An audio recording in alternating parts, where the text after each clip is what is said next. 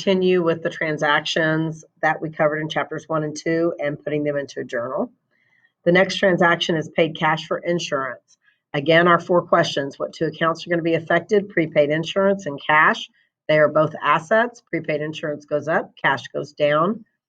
Prepaid insurance is debited, cash is credited. So when we journalize that, we start with our date. Again, since it is continuing a journal page, we just do the day, not the month.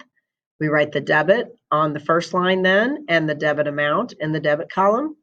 Then we indent a little bit and we write the credit amount and title on the line. And then we come back with our source document, which is check number 2, so C2. Bought supplies on account. Remember, in this transaction, you're getting supplies from a company and you're going to pay for them at a later date. So we bought supplies on account from Canyon Office Supplies for $220 from memo number 1. So supplies is going to increase with the debit. Accounts payable Canyon Office Supplies, which is a liability, is going to increase with a credit because liabilities are on the right-hand side of the accounting equation and credit means right. So to journalize this, again, our date.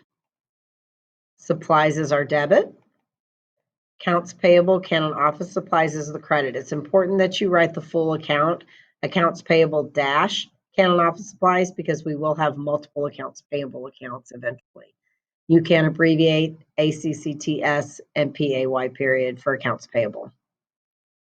And then in this one, we don't really have a receipt or anything like that, so we're going to use a memo as our source document. And then paid cash on account. So in this transaction, we are now making a payment on those supplies that we just bought on account in the last transaction. So we paid a cash on account to Canyon Office Supplies. So the accounts payable account, Canyon Office Supplies, which is a liability, is going to decrease. Since it is a liability and it increases with a credit, it will decrease with a debit. And cash will decrease with a credit because it is an asset. So again, you do your date, your debit, your credit, and the source document.